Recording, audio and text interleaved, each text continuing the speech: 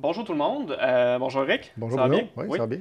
Excellent. Donc aujourd'hui, une petite capsule, un peu un autre segment qu'on veut faire au niveau de nos capsules web. C'est simplement une courte capsule pour démontrer certains trucs, des astuces ou peut-être des pièges à éviter au niveau du développement.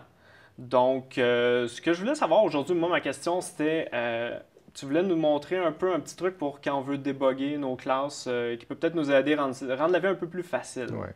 C'est un petit truc que peu de monde connaissent, et puis souvent, quand on débug, on a souvent besoin d'explorer le contenu d'un objet, puis c'est souvent difficile, on est en train d'explorer, puis c'est un peu difficile à voir. Je vais vous montrer un petit truc très rapide. On a souvent une classe qui ressemble à ça ici, avec certaines propriétés, comme ici, on a une classe avec un name puis un value. Quand on voit cette classe-là dans le debugger, on l'explore, on ne va pas voir tout le détail de la classe. Donc, je peux vous montrer un exemple de ça, ce que ça donne. En ce moment, je vais le rouler à partir de mes tests.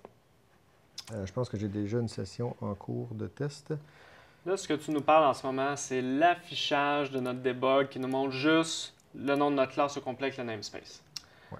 Chose qui Donc, est très dérangeante. donc ce que je vais vous montrer ici, c'est que souvent, quand on a une classe comme ça qui n'a pas d'attribut de debugger, en fait, ce qu'on a ici, c'est qu'on voit la classe, on voit son nom de la classe ici dans le debugger, mais pour aller voir le contenu, il faut aller explorer le contenu de la classe. OK?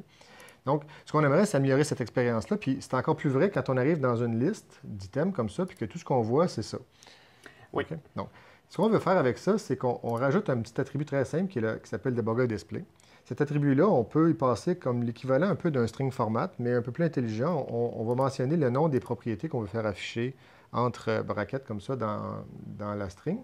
Donc, ce que ça nous permet de faire avec ça, c'est que si je retourne à mon test, je regarde ici avec le debugger display, ce que ça nous donne comme exemple. Si je regarde mon objet ici, je vois très bien dans mon objet le détail des propriétés. Donc, je ne vois plus seulement le nom de la classe duquel il vient, mais je vois ses propriétés. En fait, je vois la string que j'ai mis dans mon debugger display. Puis c'est vraiment au besoin. Donc, on sait dans le contexte où on utilise une classe qu'est-ce qu'on a à débugger. Donc, c'est ça Ouais. qu'on va exposer.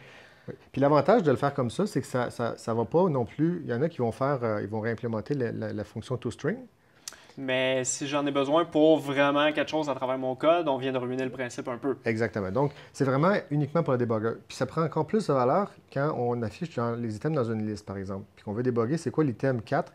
On voit très bien ici l'item dans la liste. Fait que là, après ça, on peut faire afficher partiellement les propriétés. Puis si on avait plus de propriétés, après ça, on pourrait aller vraiment explorer cet objet-là parce qu'on a tombé vraiment sur l'instance qu'on cherchait au lieu d'aller ouvrir chacune des instances de notre Et c'est liste. quelque chose qu'on pourrait aussi redéfinir facilement. Si jamais on veut débugger un autre cas, là je parle exemple un objet où il y aurait une dizaine, quinzaine de propriétés, on redéfinit selon notre besoin, on s'en sert Oui, comme on veut, puis après ça on peut le parfait. changer. Donc, je vous invite, si vous avez besoin de faire du debugging, à utiliser le Debugger Display Attribute. Merci beaucoup Eric.